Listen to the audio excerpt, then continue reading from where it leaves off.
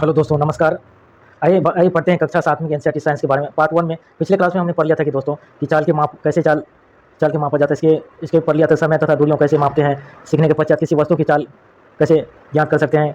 तो इसी क्रियाकलाप विधि द्वारा हमने देख लिया था कि कैसे एक गेंद को फेंकते हैं, एक बीच में एक सरल रेखा खींचते हैं, उसके बाद गेंद जहाँ जहाँ रुक जाती है वहाँ से टाइम और चाल मापते इसकी क्रिया विधि हमने देख लिया था। आइए पढ़ते हैं, आगे पढ़ते हैं। इस बॉक्स में क्या लिखा है ये पढ़ते हैं। समानता उपलब्ध घड़ियों द्वारा मापा जा सकने वाला सबसे कम समय अंतराल 1 सेकंड है। तथापि अब ऐसी विशिष्ट घड़ियां उपलब्ध हैं जो 1 सेकंड में से छोटी समय अंतराल को माप सकती है। तो इसमें से कुछ घड़ियां 1 सेकंड के 10 लाखवें भाग और वहाँ तक कि 1 अरबवें भाग तक की समय अंतराल माप सकती है। तो आपने माइक्रो सेकंड तथा नैनो सेकंड जैसे शब्द सुने होंगे। तो एक माइक्रो सेकंड का 10 लाखवां भाग होता है और एक नैनो सेकंड का अरबवां भाग होता है। अरब में दोस्तों अरबों भाग होता है। तो क्या होता है कि माइक्रो सेकंड का क्या होता है, 10वां लाख भाग होता है।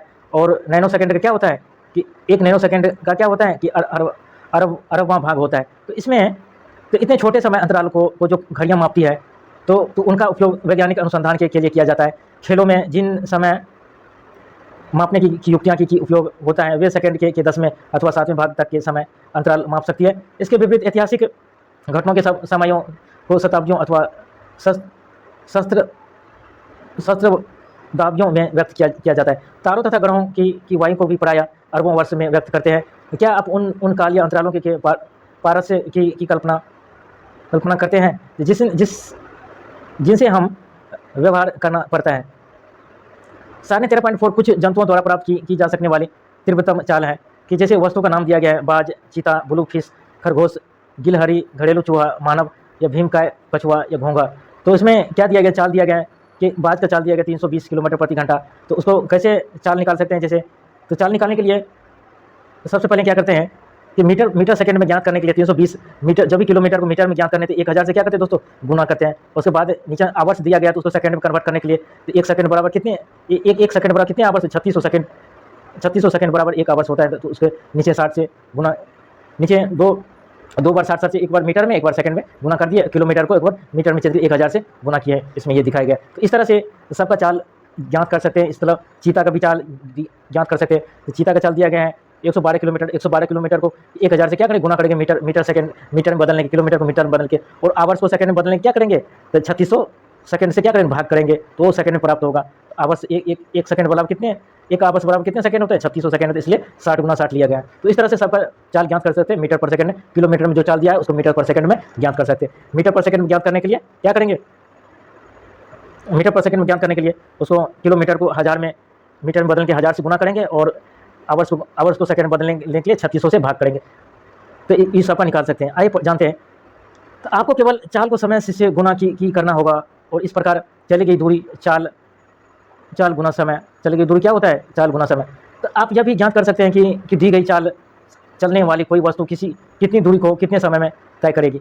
तो यहाँ से हम ज्ञात कर सकते हैं कि यदि कोई चाल ज्ञात करने के लिए यदि किसी वस्तु द्वारा तय की गई दूरी कितने समय में किसी वस्तु द्वारा तय की गई दूरी, इस तरह से हम समय बराबर क्या निकाल सकते, दूरी बटा चाल या दूरी बराबर लिख सकते हैं कि क्या, या दूरी बराबर समय गुना चाल लिख सकते हैं, या चाल या स्पीड बराबर लिख सकते हैं डी बटा टी, मतलब डिस्टेंस बटा टाइम।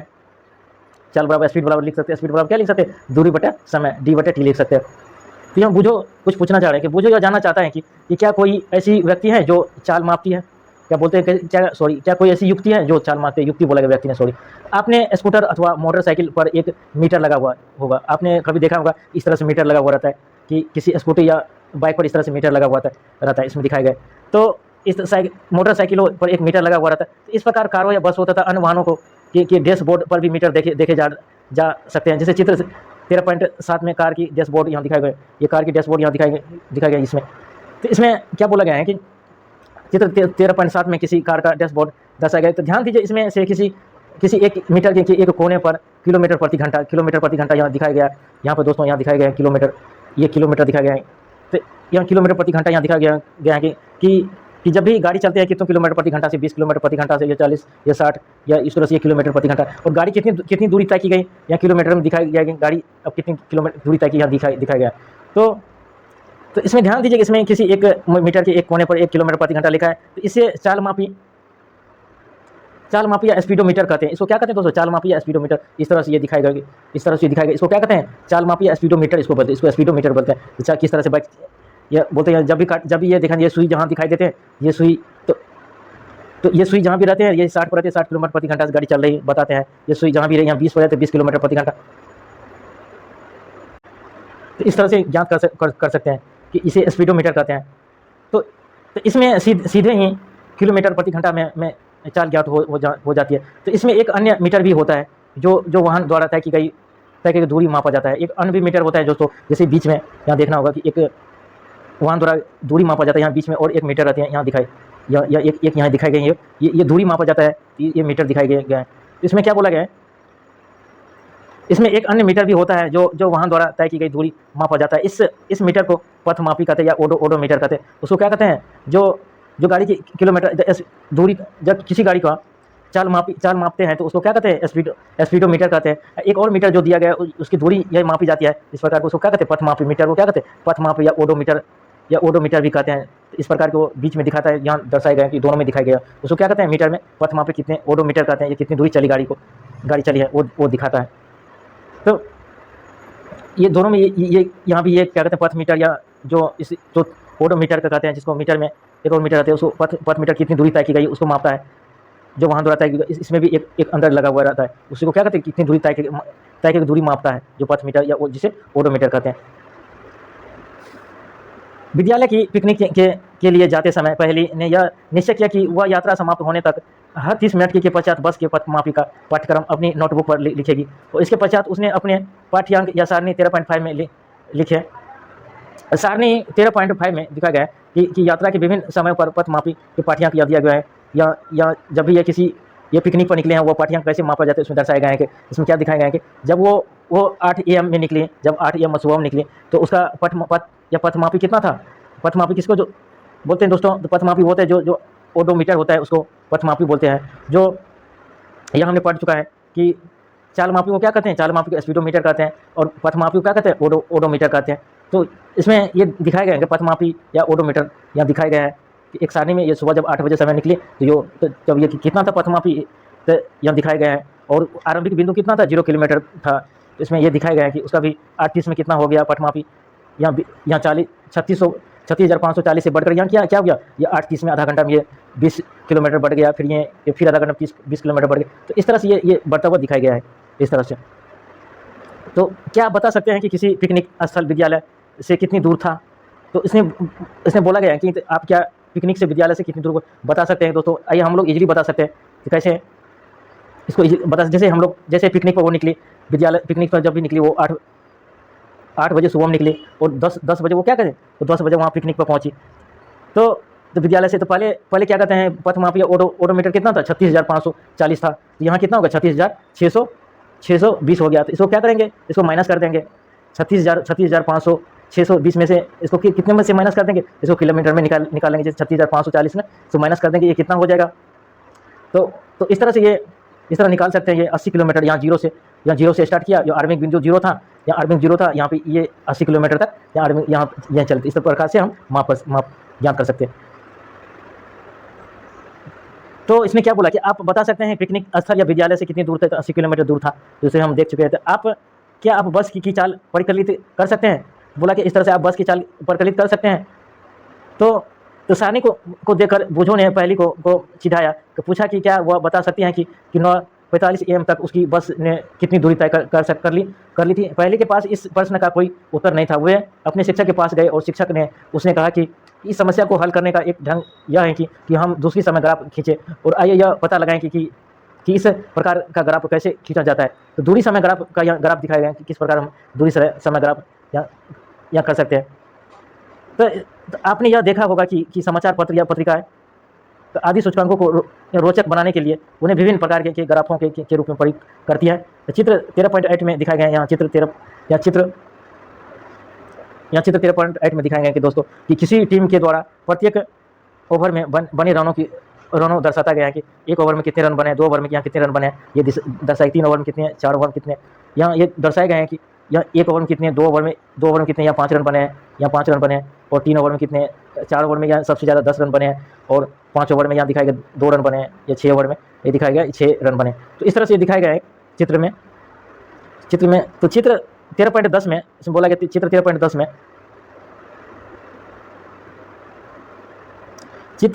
में दर्शाया गया है कि ग्राफ रेखा का उदाहरण है जो दूरी समय ग्राफ को सामान्यतया रेखा ग्राफ द्वारा निरूपित। चित्र 13.10 में किसी बच्चे की वायु व भार को दर्शाया गया है। इसमें केजी में दिखाया गया है, और किसी उसके वर्ष को का दिखाया गया है, या ग्राफ में दिखाया गया किसी बच्चे का, या केजी में दिखाया गया है उसका वर्ष, इसके वायु को दिखाया गया है। कि आइए इस प्रकार का ग्राफ बनाना सीखेंगे। तो एक ग्राफ पेपर लीजिए, और चित्र 13.11 में, या चित्र यहाँ ग्राफ पेपर लिया गया है 13.11 में, ग्राफ पेपर पर एक्स एक्सिस लिया गया है, एक तरफ एक्स एक्सिस लिया गया है और एक वाई एक्सिस लिया गया है। यहाँ को दोस्तों ये हो गया एक्स एक्सिस, ये हो गया वर्टिकल, वाई एक्सिस हो गया ये इस तरह से वर्टिकल, ये इस तरह से ये क्षैतिज। तो इस तरह से ये एक्स एक्सिस वाई एक्सिस लिया गया है। तो इसमें दर्शाया गया कि के अनुसार एक दूसरे को लंबवत 2 रेखाएं खींचती हैं। तो क्षैतिज रेखा पर एक्स डैश ओ एक्स अंकित कीजिए। क्षैतिज रेखा पर यहाँ या एक साइड यहाँ एक्स लिखाया गया है, तो यहाँ इस साइड एक्स डैश लिया गया है। यहाँ पर देखिए वाई लिया गया है, यहाँ ओ है, तो यहाँ पर नीचे क्या है, वाई डैश लिया गया है। इस तरह से बोलता है कि एक्स ओ एक्स डैश लिया गया है। तो इस तरह से ये दर्शाया गया। अगर आप किस तरह से खींच सकते हैं, इस तरह निरूपित कर सकते हैं, अगर आपको इसमें दिखाया गया है इस तरह अंकित कर सकते हैं। तो इसे एक्स अक्ष कहते हैं। जो इस प्रकार से ऊर्ध्वाधर रेखा पर वाई ओ वाई भी अंकित कीजिए, इस तरह वाई अक्ष पर कहते हैं।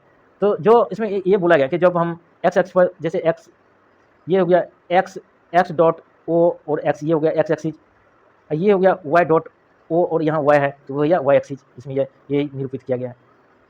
इस प्रकार इस पर वाई एक्सिस या एक्स ओ और एक्स डैश तथा वाई ओ वाई डैश का प्रतिच्छेद बिंदु मूल बिंदु ओ कहलाता है। यहाँ मूल बिंदु बीच में दिया गया है, और इस तरह से इसका मूल बिंदु ओ दोनों को प्रतिच्छेद करता है। एक क्या करता है, एक्स ओ एक्स डैश और वाई ओ वाई डैश, यहाँ ओ पर, यहाँ प्रतिच्छेद बिंदु यहाँ प्रतिच्छेद करता है।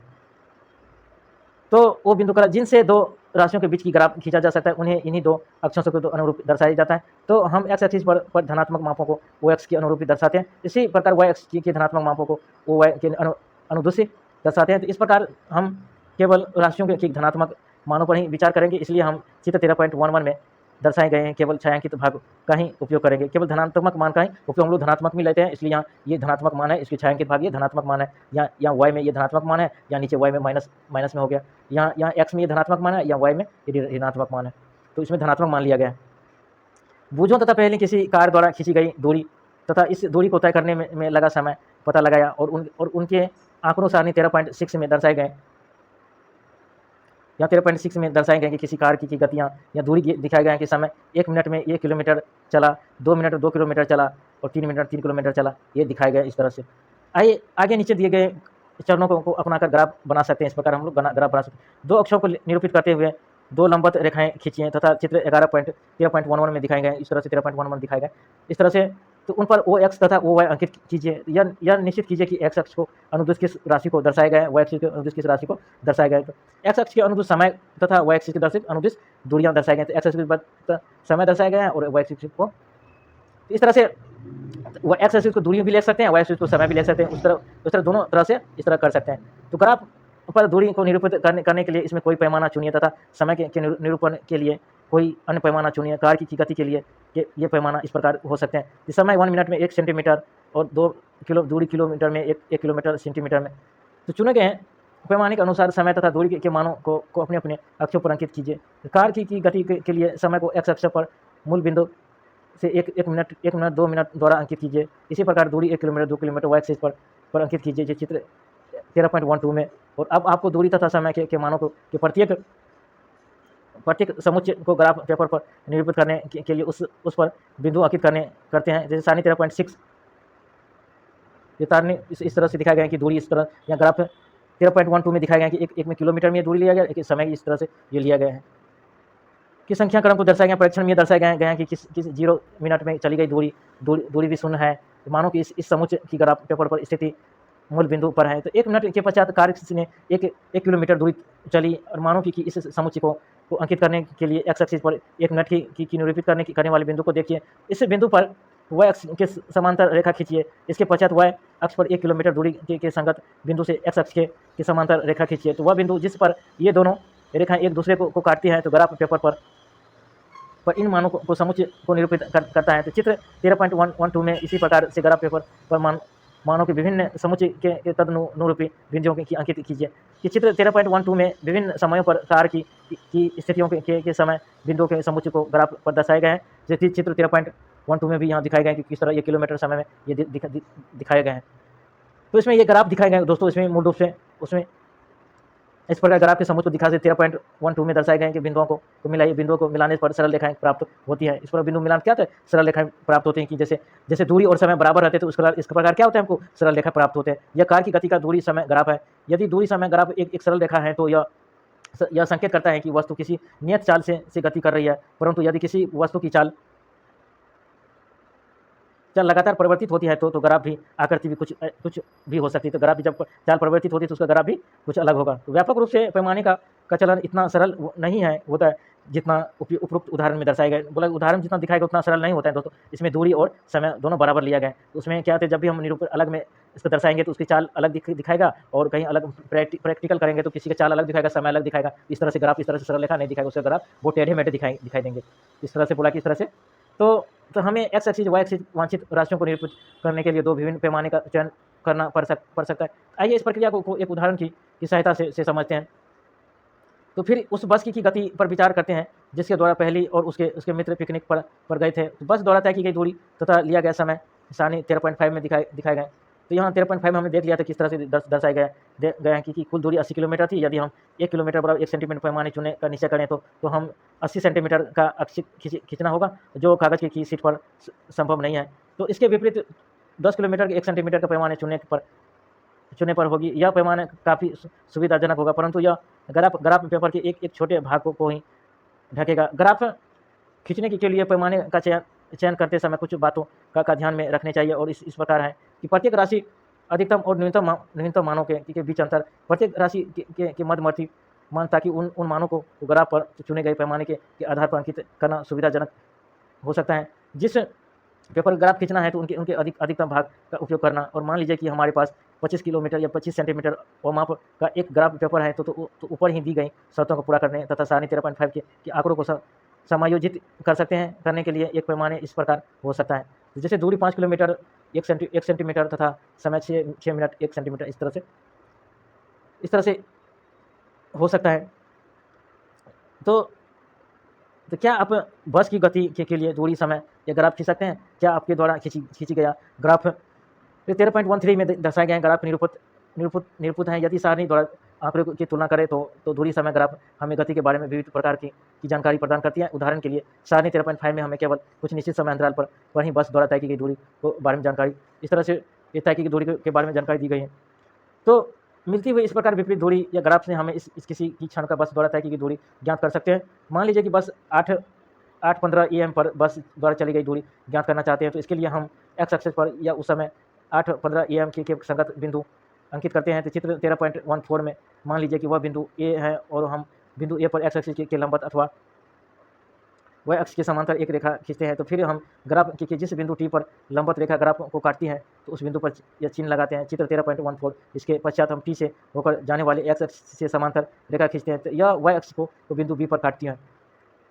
वाई अक्ष पर बिंदु बी के संगत दूरी ओ बी या 8:15 में AM या दूरी किलोमीटर में कितनी है, या क्या आप 9:45 AM पर बस द्वारा तय की गई दूरी ज्ञात कर सकते हैं? तो पहली की सहायता करते समय कि आप दूरी समय ग्राफ बस द्वारा तय की ज्ञात कर सकते हैं। इस प्रकार बस द्वारा दूरी समय बस द्वारा यहाँ गति यहाँ दिखाए गए हैं दोस्तों, कि बस द्वारा गति दूरी समय ग्राफ यहाँ किलोमीटर में दिया गया है, इसको दूरी दिया गया है और समय दिया गया है यहाँ कितना 8 बजे और 8:30 इस तरह से दिया गया।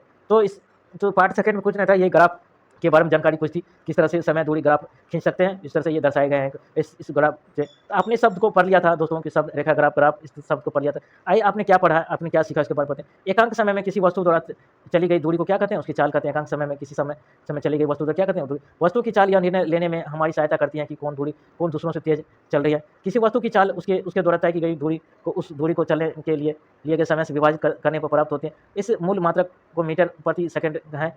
आवर्ती घटनाओं का उपयोग करते समय मापन में किया जाता है। लोलक की आवर्ती गति का उपयोग घड़ियों के बनाने में होता है। वस्तुओं की गति को उनकी दूरी या समय ग्राफ द्वारा चित्रात्मक रूप में परिवर्तित किया जाता है। नियत चाल से गति करने वाली वस्तु का दूरी समय ग्राफ एक सरल रेखा होता है। तो आप इसको अभ्यास करना दोस्तों, आप इसको अभ्यास करना, जब तक आप अभ्यास नहीं करें स्टेप पर नहीं सीख पाएंगे, तो उसको अभ्यास करना, तो आप सीख पाएंगे क्या क्या पढ़ा क्या सीखा। इसमें देखो दोस्तों, इस तरह से ग्राफ आपको एग्जाम में पूछा जा सकता है। आपको इस तरह से ग्राफ एग्जाम में दिया गया, निम्नलिखित दूरी समय ग्राफ को इसमें ट्रक खींची गई गति का दर्शाता है, किसमें उसकी चाल नियत नहीं है, इसमें किसमें चाल किसकी नियत नहीं इसमें दिखाए गए हैं। तो इसमें क्या आइए देखते हैं। इसमें अभ्यास दिया गया है कि आप अनुदिश वर्टिकल या दोलन गति कीजिए, दौड़ते हुए समय आपके थोड़ी हाथ इस तरह से ये दिखाएगा, इसको अभ्यास करना। इसमें चाल बराबर दूरी गुना समय गया, चाल बराबर दूरी बटा समय दिया गया, इस तरह ये फॉर्मूला दिया गया, इसको इस तरह से ये कर सकते हो।